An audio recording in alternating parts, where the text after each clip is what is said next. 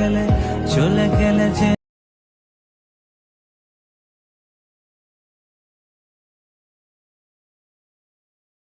Reels video, এটার সাথে আমরা সকলেই পরিচিত। ফেসবুক রিলস কিংবা ইনস্টাগ্রাম রিলস এবং টিকটক ভিডিও, আমাদের অনেকেরই ফোনের ক্যামেরা আছে নর্মাল, এবং অনেকের ফোনের ক্যামেরা অনেক হাই কোয়ালিটি। তো যাদের নর্মাল ক্যামেরাতে নর্মাল ভিডিও হয়, তারা চাইলে এক ক্লিকের মাধ্যমে এরকম নর্মাল একটি ভিডিও থেকে একদম ফুলকে এইচডি রেজুলেশনে আপনারা 8K পর্যন্ত ভিডিওগুলো সাপোর্ট দিতে পারেন, ফুল এইচডি এডিট করে। তো ইজিলি এরকম ভিডিওগুলো যদি আপনারা রিলস আপলোড করেন ফেসবুক কিংবা ইনস্টাগ্রামে, নিশ্চয়ই আপনার রিলসগুলো অনেকটাই ভাইরাল হবে। তো আজকে আমরা দেখাবো কিভাবে ইজিলি আপনারা নর্মাল একটি ভিডিও থেকে এক ক্লিকের মাধ্যমে, শুধু একটা ক্লিকের মাধ্যমে আপনারা এইভাবে ভিডিওগুলো এডিট করতে পারেন। তো কথা না বেরিয়ে চলুন আজকের এই ভিডিওটি শুরু করি।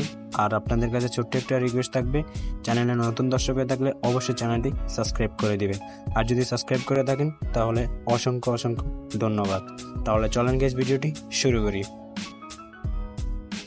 তো প্রথমত আমাদের ভিডিওটি এডিট করার জন্য আমাদের দুইটি অ্যাপসের প্রয়োজন হবে।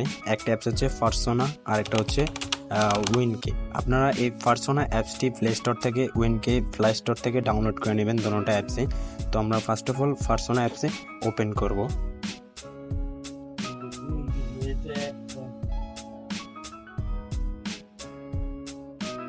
ওপেন করার পর আমাদের সামনে ঠিক এরকম একটি ইন্টারফেস শো নেবে। আমরা উপর থেকে এই ক্রস আইকনে ক্লিক করে এই অ্যাডটাকে কেটে দেব।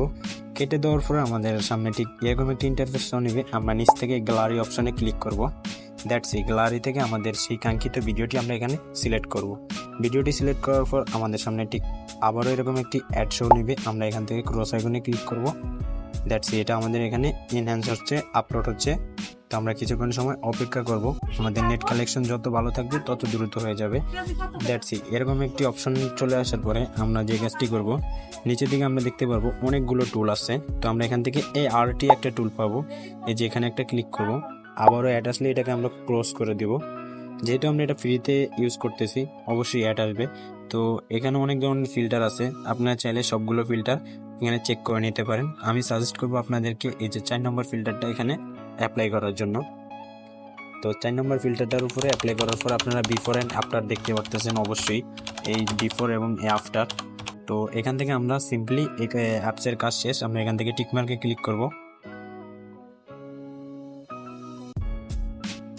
টিকমার্কে ক্লিক করার পর আমাদের সামনে ঠিক এরকম একটি অপশন শো নিবে। আমরা উপর থেকে সেভ আইকনে একটা ক্লিক করব এবং এটাকে এখান থেকে আমরা সেভ করে নেব।